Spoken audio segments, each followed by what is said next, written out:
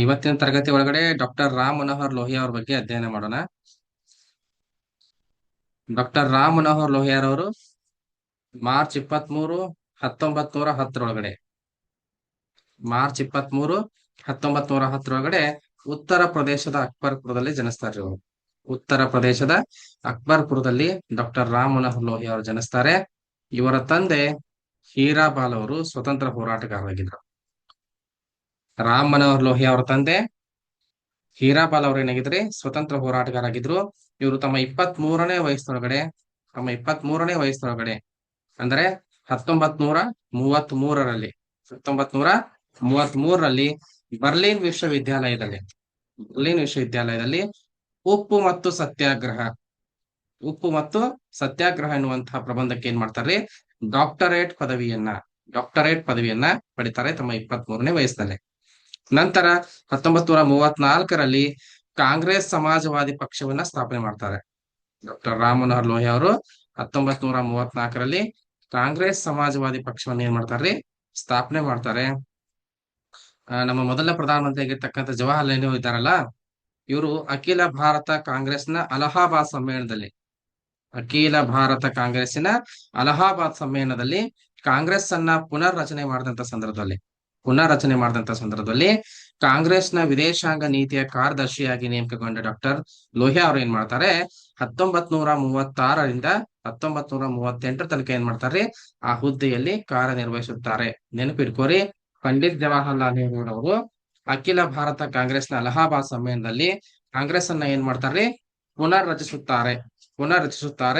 ಹೀಗೆ ಪುನರ್ ರಚನೆ ಮಾಡಿದಂತ ಸಂದರ್ಭದಲ್ಲಿ ಕಾಂಗ್ರೆಸ್ಸಿನ ವಿದೇಶಾಂಗ ನೀತಿಯ ಕಾರ್ಯದರ್ಶಿಯಾಗಿ ನೇಮಕಗೊಂಡಿರ್ತಕ್ಕಂಥ ಡಾಕ್ಟರ್ ಲೋಹಿಯಾರವರು 1938ರವರೆಗೂ ಕೂಡ ಏನ್ ಮಾಡ್ತಾರ್ರಿ, 1936ರಿಂದ 1938 ತನಕನೂ ಕೂಡ ಈ ಕಾಂಗ್ರೆಸ್ನ ವಿದೇಶಾಂಗ ಕಾರ್ಯದರ್ಶಿ ಹುದ್ದೆ ಒಳಗಡೆ ಮುಂದುವರಿತಾರೆ.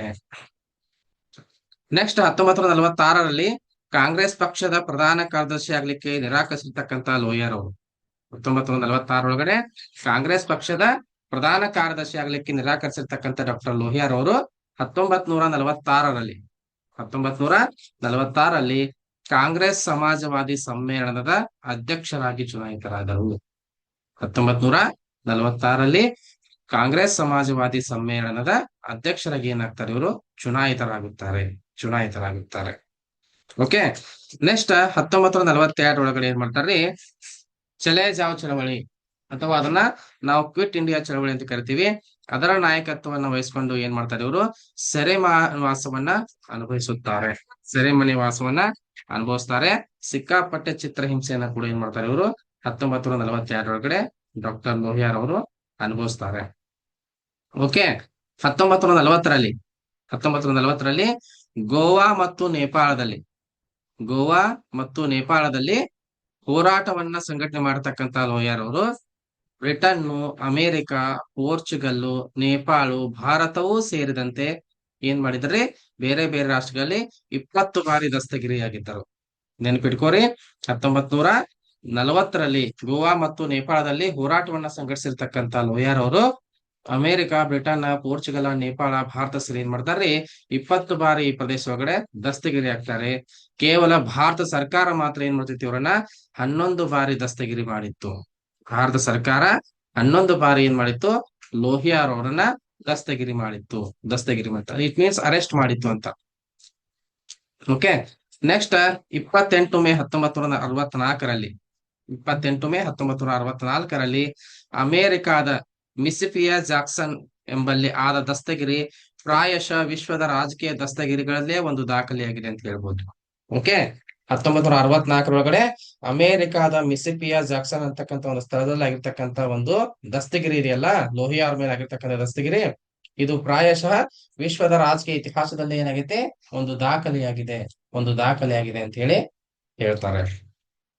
ಓಕೆ, ಇವರು ನಿಗ್ರೋಗಳ ಸಮಾನ ಹಕ್ಕುಗಳ ಹೋರಾಟದಲ್ಲಿ ಭಾಗವಹಿಸಿದ್ರು. ಕೇವಲ ಇವರು ಸ್ವತಂತ್ರ ಹೋರಾಟಗಾರ ಮಾತ್ರ ಆಗಿರ್ಲಿಲ್ಲ, ಭಾರತಕ್ಕೆ ಸಮಾಜವಾದಿ ಹೋರಾಟಗಾರ ಮಾತ್ರ ಆಗಿರ್ಲಿಲ್ಲ, ವಿದೇಶಗಳಲ್ಲಿ ನಿಗ್ರೋಗಳು ಅನುಭವಿಸಿರ್ತಕ್ಕಂತ ಸಮಾನ ಹಕ್ಕುಗಳ ಹೋರಾಟದಲ್ಲೂ ಕೂಡ ಏನ್ ಮಾಡಿದ್ರು, ಲೋಹಿಯಾ ಅವರು ಭಾಗವಹಿಸಿದ್ರು.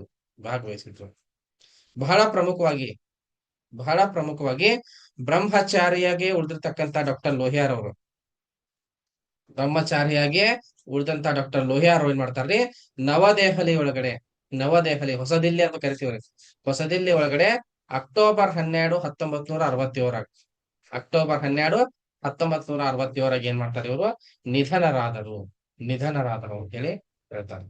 ಹಂಗಂದ್ರ ಬಹಳಷ್ಟು ಇಂಪಾರ್ಟೆಂಟ್ ಆಗಿ ಲೋಹಿಯಾರ್ ಅವರ ಕೃತಿಗಳು, ಲೋಹಿಯಾರ್ ಅವರ ಕೃತಿಗಳು ಯಾವ್ಯಾವ ಕೃತಿಗಳನ್ನ ರಚನೆ ಮಾಡಿದ್ರು ಇವರು ಅಂತ ನಾವು ನೋಡ್ತಾ ಹೋದ್ರೆ, ಮೊಟ್ಟ ಮೊದಲನೇದಾಗಿ ಮೊಟ್ಟ ಮೊದಲನೇದಾಗಿ ನೋಡ್ಕೋರಿ, Marx Gandhi and socialism, Marx Gandhi and socialism ಅಂತಕ್ಕಂಥ ಕೃತಿ.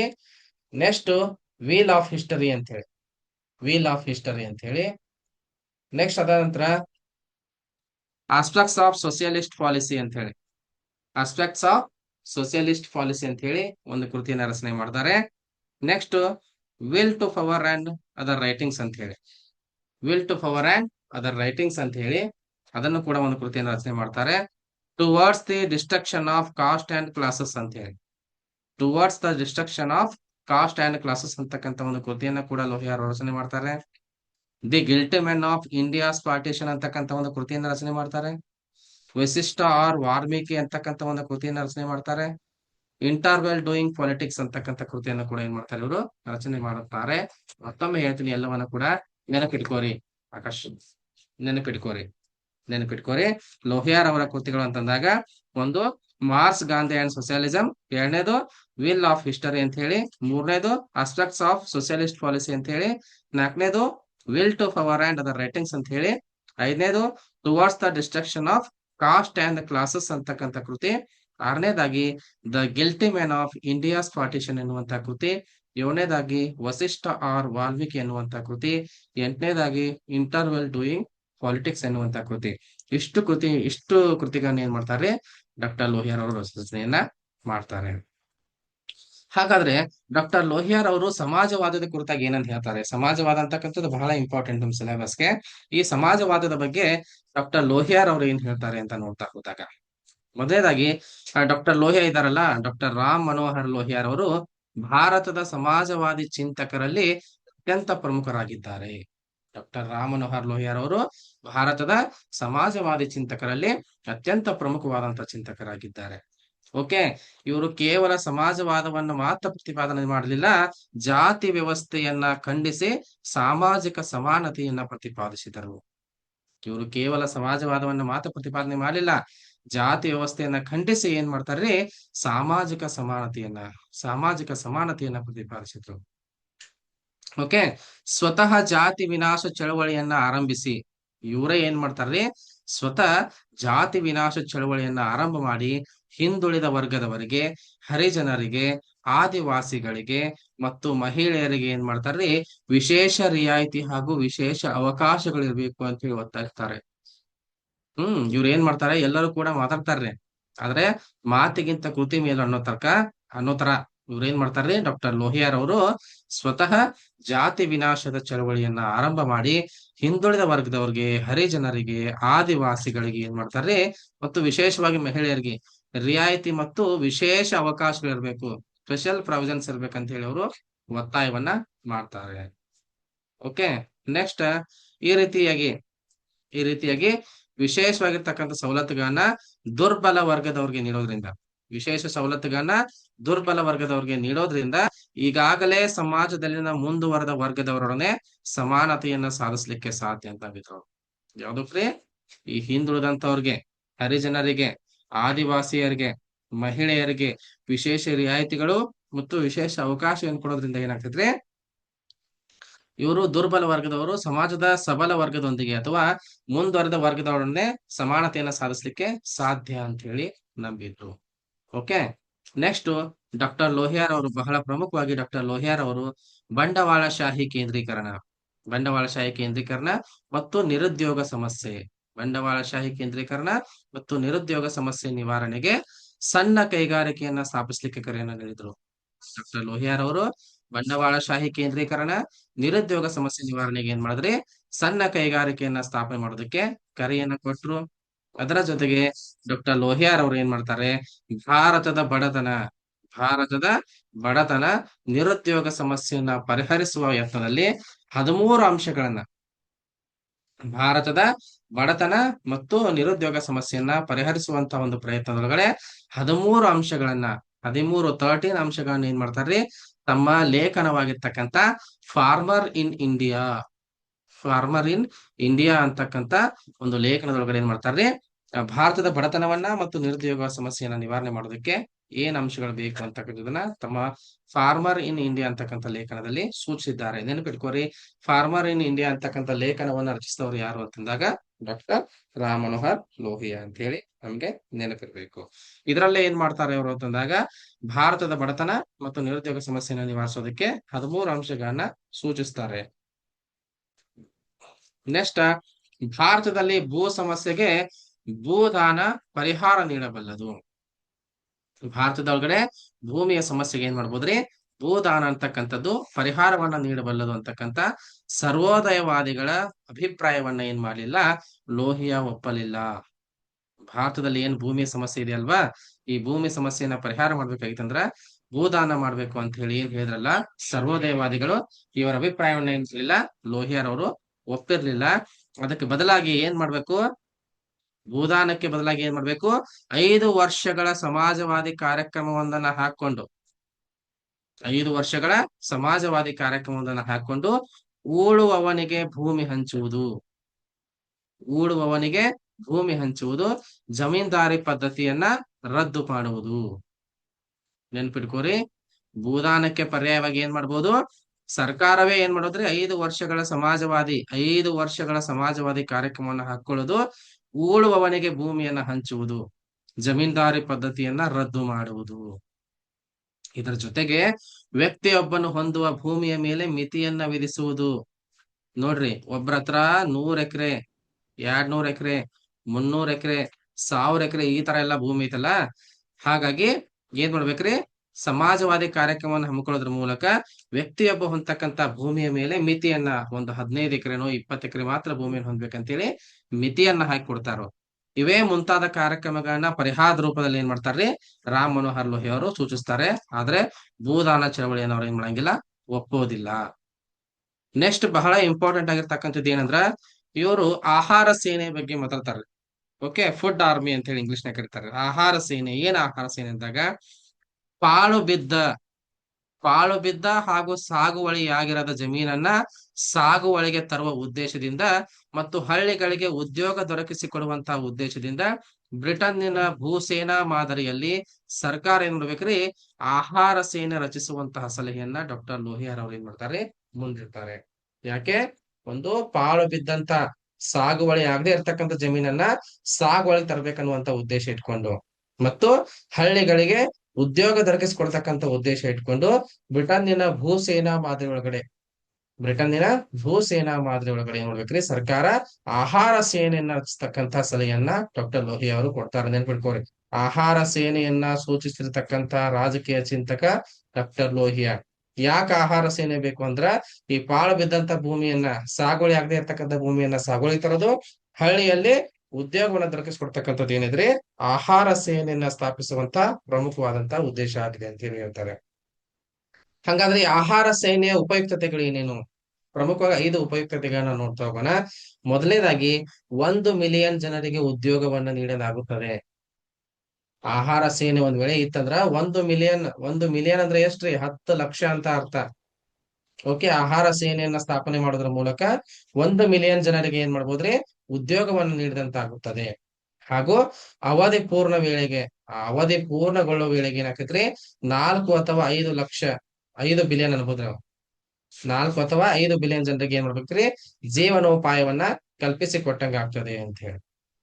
ಅದರ ಜೊತೆಗೆ ಪ್ರತಿ ವರ್ಷ 4 ಮಿಲಿಯನ್ ಟನ್ ಆಹಾರವನ್ನ ಉತ್ಪಾದಿಸಬಹುದಾಗಿದೆ.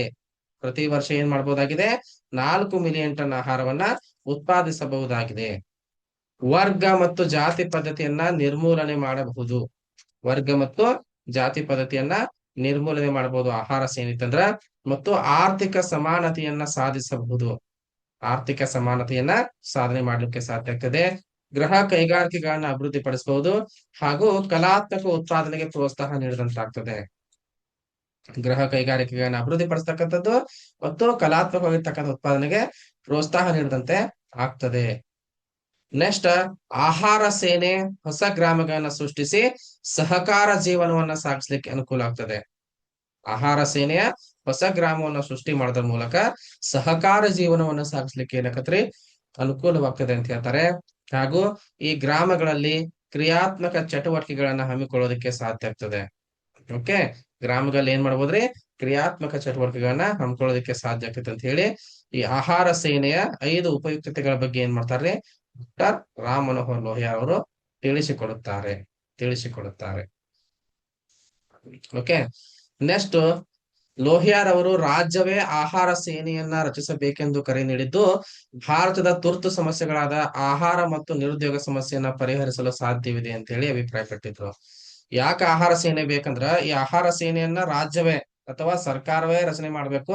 ಯಾಕೆ ರಚನೆ ಮಾಡ್ಬೇಕಂದ್ರ ದೇಶದ ತುರ್ತು ಪರಿಸ್ಥಿತಿಗಳ ಸಮಸ್ಯೆಗಳು ಏನೇನಿದಾವ ಅಂದ್ರ ಒಂದು ಆಹಾರ ಸಮಸ್ಯೆ ಐತಿ, ಮತ್ತೊಂದು ನಿರುದ್ಯೋಗ ಸಮಸ್ಯೆ ಐತಿ.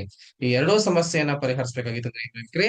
ಆಹಾರ ಸೇನೆ ಬೇಕು ಅಂತ ಹೇಳಿ ಡಾಕ್ಟರ್ ಲೋಹಿಯಾರ್ ಅವರು ಏನ್ ಮಾಡ್ತಾರೆ, ತಮ್ಮ ಅಭಿಪ್ರಾಯವನ್ನ ವ್ಯಕ್ತಪಡಿಸ್ತಾರೆ. ಬಹಳ ಇಂಪಾರ್ಟೆಂಟ್ ಆಗಿ ಡಾಕ್ಟರ್ ಲೋಹಿಯಾರ್ ಅವರು ಕೃಷಿ ಮತ್ತು ಕೈಗಾರಿಕೆ ಬೆಲೆಗಳಲ್ಲಿ ಸಮನ್ವಯತೆ ಇರಬೇಕೆಂದು ಬಯಸಿದ್ದರು. ಡಾಕ್ಟರ್ ಲೋಹಿಯಾರ್ ಅವರು ಕೃಷಿ ಮತ್ತು ಕೈಗಾರಿಕೆ ಒಳಗೆ ಏನಿರ್ಬೇಕ್ರಿ, ಸಮನ್ವಯತೆ ಇರ್ಬೇಕಂತ ಬಯಸಿದ್ರು. ಈ ಎರಡೂ ಕ್ಷೇತ್ರಗಳ ದರಗಳ ನಡುವೆ, ಕೃಷಿ ಮತ್ತು ಕೈಗಾರಿಕೆ ಅಂತಕ್ಕಂಥ ಎರಡೂ ಕ್ಷೇತ್ರಗಳ ದರಗಳ ನಡುವೆ ಸಮನ್ವಯತೆ ಇದ್ದರೆ ಸಮಾಜದ ಎಲ್ಲಾ ವರ್ಗದ ಜನರಿಗೂ ಕೂಡ ಏನಾಗ್ತೈತ್ರಿ, ನ್ಯಾಯ ಸಿಗ್ತೈತ್ರಿ. ನೆನ್ಪಿಟ್ಕೋರಿ, ಕೃಷಿ ಮತ್ತು ಕೈಗಾರಿಕೆ ಮಧ್ಯೆ ಸಮನ್ವಯತೆ ಇತ್ತು ಅಂತಂದಾಗ ದೇಶದ ಎಲ್ಲಾ ವರ್ಗದ ಜನರಿಗೆ ಏನೈತ್ರಿ, ನ್ಯಾಯ ಅಂತಕ್ಕಂಥದ್ದು ದೊರೀತದೆ ಅಂತಕ್ಕಂಥದ್ದು ಡಾಕ್ಟರ್ ಲೋಹಿಯಾರ್ ಅವರ ಅಭಿಪ್ರಾಯ ಆಗಿತ್ತು. ಓಕೆ, ನೆಕ್ಸ್ಟ್, ಕೈಗಾರಿಕೀಕರಣಕ್ಕಾಗಿ ಸಣ್ಣ ಘಟಕ ಯಂತ್ರ ಅಂತ ಹೇಳಿ. ಓಕೆ, ಕೈಗಾರೀಕರಣಕ್ಕಾಗಿ ಸಣ್ಣ ಘಟಕ ಯಂತ್ರ ಅಂತ ಹೇಳಿ ಒಂದು ವಿಚಾರವನ್ನು ಹೇಳ್ತಾರೆ ಅವರು. ಹಿಂದುಳಿದ ಅರ್ಥವ್ಯವಸ್ಥೆಗೆ ನೆರವಾಗ್ಲಿಕ್ಕೆ, ಹಿಂದುಳಿದಿರ್ತಕ್ಕಂಥ ಅರ್ಥವ್ಯವಸ್ಥೆಗೆ ನೆರವಾಗ್ಲಿಕ್ಕೆ, ಮುಂದುವರೆದ ಅರ್ಥವ್ಯವಸ್ಥೆಗಳತ್ತ ಆಸಕ್ತಿ ಹೊಂದುವುದಕ್ಕೆ. ನೆನ್ಪಿಟ್ಕೋರಿ, ಹಿಂದುಳಿದ ಅರ್ಥವ್ಯವಸ್ಥೆಗೆ ನೆರವಾಗ್ಲಿಕ್ಕೆ, ಮುಂದುವರೆದ ಅರ್ಥವ್ಯವಸ್ಥೆಗಳತ್ತ ಆಸಕ್ತಿ ಹೊಂದುವುದಕ್ಕೆ ವಿರೋಧ ಹೊಂದಿರತಕ್ಕಂಥ ಡಾಕ್ಟರ್ ಲೋಹಿಯಾರ್ ಅವರು ಕೈಗಾರೀಕರಣಕ್ಕಾಗಿ ಸಣ್ಣ ಘಟಕ ಯಂತ್ರದ ಪರಿಕಲ್ಪನೆಗಳನ್ನ ಪ್ರತಿಪಾದಿಸಿದ್ರು. ಏನು, ಒಂದು ಹಿಂದುಳಿದಂತ ಅರ್ಥವ್ಯವಸ್ಥೆಗೆ ನೆರವಾಗ್ತಕ್ಕಂಥದ್ದು ಮತ್ತೆ ಮುಂದುವರೆದಿರ್ತಕ್ಕಂಥ ಅರ್ಥವ್ಯವಸ್ಥೆಗಳತ್ತ ಆಸಕ್ತಿ ಹೊಂದೋದಕ್ಕೆ ಏನ್ ಮಾಡಿದ್ರು, ಇವರು ವಿರೋಧವನ್ನು ಹೊಂದಿರತಕ್ಕಂಥ ಲೋಹಿಯಾರ್ ಅವರು ಸಣ್ಣ ಘಟಕ ಯಂತ್ರದ ಪರಿಕಲ್ಪನೆಯನ್ನ ಇವರು ಪ್ರತಿಪಾದನೆ ಮಾಡಿದ್ರು. ಡಾಕ್ಟರ್ ಲೋಹಿಯಾರ್ ಅವರ ಇನ್ನೊಂದು ವಿಶೇಷತೆ ಏನಂದ್ರ ಇತಿಹಾಸಕ್ಕೆ ಸೂತ್ರಬದ್ಧ ಚಲನೆ ಇದ್ದು ಚಕ್ರದಂತೆ ಚಲಿಸುತ್ತದೆ. ಇತಿಹಾಸಕ್ಕೆ ಏನೈತ್ರಿ, ಸೂತ್ರಬದ್ಧ ಚಲನೆ ಇದ್ದು ಅದು ಚಕ್ರದಂತೆ ಚಲಿಸುತ್ತದೆ ಅಂತಕ್ಕಂಥ ಅಭಿಪ್ರಾಯವನ್ನ ಡಾಕ್ಟರ್ ಲೋಹಿಯಾರ್ ಅವರು ವ್ಯಕ್ತಪಡಿಸಿದ್ರು. ಡಾಕ್ಟರ್ ಲೋಹಿಯಾರ್ ಅವರ ಪ್ರಕಾರ ಜಾತಿಯ ಹೋರಾಟ, ವರ್ಗ ಮತ್ತು ಜಾತಿಯ ಹೋರಾಟವೇ ಇತಿಹಾಸ ಅಂತ ವರ್ಣಿಸಿದ್ರು. ಇವ್ರ ಪ್ರಕಾರ ಏನ್ ಹೇಳಿದ್ರು ಅವರು, ವರ್ಗ ಮತ್ತು ಜಾತಿಯ ಹೋರಾಟವೇ ಇತಿಹಾಸ. ನೋಡ್ರಿ, ಭಾರತದ ಮಟ್ಟಿಗೆ ಬಹಳ ಇಂಪಾರ್ಟೆಂಟ್ ವರ್ಗ ಮತ್ತು ಜಾತಿಯ ಹೋರಾಟವೇ ಏನೈತ್ರಿ, ಇತಿಹಾಸ ಅಂತ ಹೇಳಿ ಡಾಕ್ಟರ್ ಲೋಹಿಯಾರ್ ಅವ್ರು ಹೇಳ್ತಾರೆ. ಅಂದರೆ ಇತಿಹಾಸ ಕೇವಲ ವರ್ಗ ಹೋರಾಟವಾಗಿರದೆ, ಇತಿಹಾಸ ಅಂತಕ್ಕಂಥದ್ದು ಕೇವಲ ವರ್ಗ ಹೋರಾಟವಾಗಿರದೆ ಏನಾಗೈತಿದು, ಜನಾಂಗ ಒಂದು ತನ್ನೊಳಗಿನ ವರ್ಗಗಳ ಆಂತರಿಕ ಸಂಘರ್ಷದ ಜೊತೆಗೆ ಇನ್ನೊಂದು ಜನಾಂಗದ ಮೇಲುಗೈಯನ್ನ ಪಡೆಯುವ ಬಾಹ್ಯ ಸಂಘರ್ಷದಲ್ಲಿಯೂ ತೊಡಗಿರುತ್ತದೆ ಅಂತ ಲೋಹಿಯಾರ್ ಅವ್ರು ಹೇಳ್ತಾರೆ.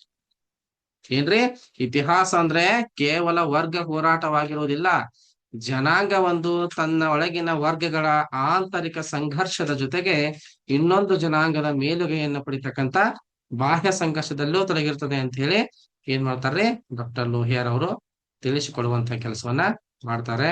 ಬಹಳ ಇಂಪಾರ್ಟೆಂಟ್ ಡಾಕ್ಟರ್ ಲೋಹಿಯಾರ್ ಅವರು. ಅದರ ಮುಂದುವರೆದ ಭಾಗವಾಗಿ ಡಾಕ್ಟರ್ ಲೋಹಿಯಾರ್ ಅವ್ರು ನೋಡಿದ್ರಿ, ಬಹಳ ಇಂಪಾರ್ಟೆಂಟ್ ಆಗಿರ್ತಕ್ಕಂಥ ಕ್ಯಾರೆಕ್ಟರ್ 1 ಮಾರ್ಕ್ಸ್ ಕ್ವಶನ್ ಅನ್ನ ಕೇಳ್ತಾರೆ ಇಲ್ಲಿ. ಪಂಡಿತ್ ದೀನ್ ದಯಾಳ್ ಉಪಾಧ್ಯಾಯ ಅಂತ ಹೇಳಿ, ಪಂಡಿತ ದೀನ್ ದಯಾಳ್ ಉಪಾಧ್ಯಾಯ ಅಂತ ಹೇಳಿ. ಈ ದೀನ್ ದಯಾಳ್ ಉಪಾಧ್ಯಾಯ ಅವರು 1916 ಸೆಪ್ಟೆಂಬರ್ 25ನೇ ತಾರೀಕು, ದೀನ್ ದಯಾಳ್ ಉಪಾಧ್ಯಾಯ ಅವರು 1916 ಸೆಪ್ಟೆಂಬರ್ 25ನೇ ತಾರೀಕು ಉತ್ತರ ಪ್ರದೇಶದ ಮಥುರಾದಲ್ಲಿ ಏನ್ ಮಾಡ್ತಾರೆ, ಜನಿಸುತ್ತಾರೆ. ಉತ್ತರ ಪ್ರದೇಶದ ಮಥುರಾದಲ್ಲಿ ಏನ್ ಮಾಡ್ತಾರ್ರಿ ದೀನ್ ದಯಾಳ್ ಉಪಾಧ್ಯಾಯ ಅವರು ಜನಿಸ್ತಾರೆ. ಮೂಲತಃ ಬ್ರಾಹ್ಮಣರಾದ ಇವರ ತಂದೆ ಭಗವತಿ ಪ್ರಸಾದ್ ಉಪಾಧ್ಯಾಯ. ನೋಡ್ರಿ, ದೀನ್ ದಯಾಳ್ ಉಪಾಧ್ಯಾಯ ಅವರ ತಂದೆ ಬ್ರಾಹ್ಮಣರಾಗಿರ್ತಕ್ಕಂತ ಮೂಲತಃ ಭಗವತಿ ಪ್ರಸಾದ್ ಉಪಾಧ್ಯಾಯ ಮತ್ತು ತಾಯಿ ರಾಮ್ ಪ್ಯಾರಿ ಉಪಾಧ್ಯಾಯ. ತಾಯಿ ರಾಮ್ ಪ್ಯಾರಿ ಉಪಾಧ್ಯಾಯ ಅಂತ ಹೇಳಿ. ಬಾಲ್ಯದಲ್ಲಿ ತಾಯಿ ತಂದೆಯನ್ನ ಕಳ್ಕೊಂಡಿರ್ತಕ್ಕಂತ ಈ ದೀನ್ ದಯಾಳ್ ಉಪಾಧ್ಯಾಯ ಅವರು ಚಿಕ್ಕಪ್ಪ ಮತ್ತು ಚಿಕ್ಕಮ್ಮನ ಆಶ್ರಯದಲ್ಲಿ ಬೆಳೆದ್ರಂತೆ. ಬಾಲ್ಯದಲ್ಲೇ ತಂದೆ ತಾಯಿ ಕಳ್ಕೊಂಡಿರ್ತಕ್ಕಂತ ಮಕ್ಕಳಿಗೆ ಏನ್ ಕಷ್ಟ ಅಂತ ಗೊತ್ತಿರ್ತೈತ್ರಿ. ಹಾಗಾಗಿ ಅವ್ರು ಏನ್ ಮಾಡ್ತಾರ್ರಿ, ನಮ್ಮ ಚಿಕ್ಕಪ್ಪ ಚಿಕ್ಕಮ್ಮನ ಆಶ್ರಯದಲ್ಲಿ ಬೆಳಿತಾರೆ. ಇವರ ಶಿಕ್ಷಣ ಪೂರ್ಣಗೊಂಡ ಬಳಿಕ ಏನ್ ಮಾಡ್ತಾರೆ, ಸಾಂಪ್ರದಾಯಿಕ ಭಾರತೀಯ ಧೋತಿ, ಕುರ್ತಾ ಮತ್ತು ಕ್ಯಾಪ್ ಧರಿಸಿ ನಾಗರಿಕ ಸೇವೆಗಳ ಪರೀಕ್ಷೆಯಲ್ಲಿ ಕಾಣಿಸಿಕೊಂಡ ಕಾರಣಕ್ಕೆ ಪಂಡಿತ್ ಜಿ ಅಂತ ಹೆಸರಾದರು. ಓಕೆ, ಇವ್ರನ್ನ ಪಂಡಿತ್ ಅಂತ ಯಾಕೆ ಕರೀತಾರ ಅಂದಾಗ, ಇವರು ಶಿಕ್ಷಣ ಪೂರ್ಣಗೊಂಡ ನಂತರ ನಾಗರಿಕ ಸೇವಾ ಪರೀಕ್ಷೆ IAS ಪರೀಕ್ಷೆಯನ್ನ ಬರೆಯೋದಕ್ಕೆ ಹೆಂಗ್ ಹೋಗ್ತಾರೆ ಇವರು, ಭಾರತೀಯ ಧೋತಿಯನ್ನ ಧರಿಸಿ, ಕುರ್ತಾ ಅನ್ನ ಧರಿಸಿ, ಕ್ಯಾಪ್ ಅನ್ನ ಧರಿಸಿ ಎಕ್ಸಾಮ್ ಬರೋದಕ್ಕೆ ಹೋಗ್ತಾರೆ. ಹಾಗಾಗಿ ಇವರನ್ನಲ್ಲಿ ಏನಂತ ಕರೀತಾರೆ, ಪಂಡಿತ್ ಜಿ ಅಂತ ಹೇಳಿ ಕರೆದ್ರು. ನೆಕ್ಸ್ಟ್, RSS ನ ಪೂರ್ಣಕಾಲಿಕ ಪ್ರಚಾರಕರು ಹಾಗೂ ಬೌದ್ಧಿಕ ಪ್ರಮುಖರು ಆಗಿರ್ತಕ್ಕಂಥ ಇವರು ಅಪ್ರತಿಮ ದೇಶಭಕ್ತರಾಗಿದ್ದರು. ಯಾರ್ರಿ, RSS ನ ಪೂರ್ಣಕಾಲಿಕ ಪ್ರಚಾರಕರು ಹಾಗೂ ಬೌದ್ಧಿಕ ಪ್ರಮುಖರು ಆಗಿರ್ತಕ್ಕಂಥ ಇವರು ಅಪ್ರತಿಮ ದೇಶಭಕ್ತರಾಗಿದ್ದರು. ನೆಕ್ಸ್ಟ್, ಉಪಾಧ್ಯಾಯರವರು ಹಿಂದುತ್ವದ ಸಿದ್ಧಾಂತವನ್ನ ಹರಡ್ಲಿಕ್ಕೆ 1940ರಲ್ಲಿ ಹಿಂದುತ್ವದ ಸಿದ್ಧಾಂತವನ್ನ ಹರಡ್ಲಿಕ್ಕೆ 1940ರ ದಶಕದಲ್ಲಿ ಏನ್ ಮಾಡ್ತಾರ್ರಿ, ಲಕ್ನೋದಿಂದ ರಾಷ್ಟ್ರ ಧರ್ಮ ಬಹಳ ಇಂಪಾರ್ಟೆಂಟ್, ನೆನ್ಪಿಟ್ಕೋರಿ, ರಾಷ್ಟ್ರ ಧರ್ಮ ಬರ್ದಿಟ್ಕೋರಿ. ರಾಷ್ಟ್ರ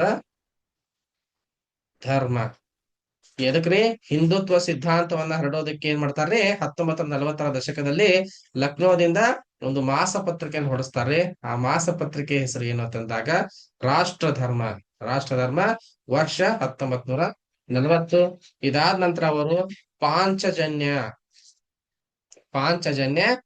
ಅಂತಕ್ಕಂಥ ವಾರ ಪತ್ರಿಕೆಯನ್ನು, ಸ್ವದೇಶಿ ದೈನಿಕ ಅಂತಕ್ಕಂಥ ದಿನಪತ್ರಿಕೆಯನ್ನು ಪ್ರಾರಂಭಿಸಿದರು. ನೆನಪಿಟ್ಕೋರಿ, ಒಂದು ರಾಷ್ಟ್ರ ಧರ್ಮ ನಂಬರ್ 1, ರಾಷ್ಟ್ರ ಧರ್ಮ ನಂಬರ್ 2, ಪಾಂಚಜನ್ಯ ನಂಬರ್ 3, ಸ್ವದೇಶಿ ದೈನಿಕ. ಇದು ದಿನಪತ್ರಿಕೆ ಆಗಿತ್ತು.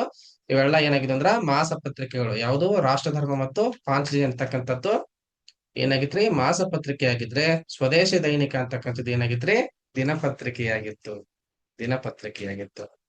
1951ರಲ್ಲಿ ಶ್ಯಾಮ್ ಪ್ರಸಾದ್ ಮುಖರ್ಜಿರವರು ಜನಸಂಘವನ್ನ ಸ್ಥಾಪನೆ ಮಾಡಿದಾಗ ಉಪಾಧ್ಯಾಯರವರು ಏನಾಗಿದ್ರಂದ್ರ ಅದರ ಸದಸ್ಯರಾದ್ರು. ನೋಡ್ರಿ, 1951ರೊಳಗೆ ಏನಾದ್ರಿ, ಜನಸಂಘ ಸ್ಥಾಪನೆ ಆಯ್ತದೆ. ಬಿಜೆಪಿಯ ಬೇರುಗಳು ಅಂತ ಕರಿತೀವಿ ನಾವು ಅದನ್ನ. ಅಂತ ಜನಸಂಘ 1951ರಲ್ಲಿ ರಚನೆ ಆದಾಗ ಉಪಾಧ್ಯಾಯ ಏನಾದ್ರಂದ್ರ ಅದರ ಸದಸ್ಯರಾದ್ರು, ಅಂದ್ರ ಮೆಂಬರ್ಶಿಪ್ ತಗೊಂಡ್ರ ಅಂತ ಹೇಳಿ. ಅದಾದ ನಂತರ 1967ರಲ್ಲಿ ಏನಾದ್ರು ಜನಸಂಘದ ಅಧ್ಯಕ್ಷರಾದ್ರು. ನೋಡ್ರಿ, 51ರೊಳಗಡೆ ಸೇರದ ಹೆಚ್ಚು ಕಮ್ಮಿ 15ರಿಂದ 16 ವರ್ಷಕ್ಕೆ ಏನಾಗ್ಬಿಟ್ರು, ಜನಸಂಘದ ರಾಷ್ಟ್ರೀಯ ಅಧ್ಯಕ್ಷರಾದ್ರು. ಅಂದ್ರ ತೀವ್ರ ಗತಿಯಲ್ಲಿ ಬೆಳವಣಿಗೆಯನ್ನ ಹೊಂದಿದ್ರು ಅಂತ ಹೇಳಿ. ಅವಿಭಾಜ್ಯ ಮಾನವತಾವಾದವು ಉಪಾಧ್ಯಾಯರವರ ರಾಜಕೀಯ ಕಾರ್ಯಕ್ರಮವಾಗಿ ರಚಿಸಿದ ಪರಿಕಲ್ಪನೆಗಳ ಒಂದು ಗುಂಪವಾಗಿದೆ. ನೆನಪಿಟ್ಕೋರಿ, ಅವಿಭಾಜ್ಯ ಮಾನವತಾವಾದ ಪ್ರತಿಪಾದಿಸಿದವರು ಯಾರು? ಪ್ರತಿಪಾದಿಸಿದವರು ಯಾರು ಅಂತಂದಾಗ ಯಾರ್ರಿ, ಪಂಡಿತ್ ದೀನ್ ದಯಾಳ್ ಉಪಾಧ್ಯಾಯರವರು ಅಂತ ಹೇಳಿ. ಮತ್ತು ಇದು 1965ರೊಳಗಡೆ ಜನಸಂಘದ ಅಧಿಕೃತ ಸಿದ್ಧಾಂತವಾಯಿತು. ಯಾವುದು, ಅವಿಭಾಜ್ಯ ಮಾನವತಾವಾದ ಸಿದ್ಧಾಂತ ಐತಲ್ಲ, ಇದು ಜನಸಂಘದ ಏನಾಗಿತ್ರಿ, ಅಧಿಕೃತ ಸಿದ್ಧಾಂತವಾಯಿತು.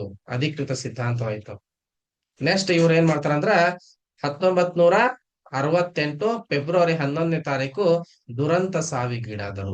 ದುರಂತವಾಗಿ ಸಾವಿಗೆ ಈಡಾದರು. ಭಾರತ ಸರ್ಕಾರ 2018ರೊಳಗಡೆ ಏನ್ ಮಾಡ್ತೈತಿ, ಸೂರತ್ ನಲ್ಲಿ ಹೊಸದಾಗಿ ನಿರ್ಮಾಣ ಮಾಡಿರ್ತಕ್ಕಂತ ಕೋಬಲ್ ಸೈಡ್ ರೈಲ್ವೆ ಸೇತುವೆಗೆ ಪಂಡಿತ ದೀನ್ ದಯಾಳ್ ಉಪಾಧ್ಯಾಯ ಸೇತುವೆ ಅಂತ ಹೇಳಿ ಏನ್ ಮಾಡಿದ್ರಿ, ಹೆಸರನ್ನ ಇಟ್ಟು.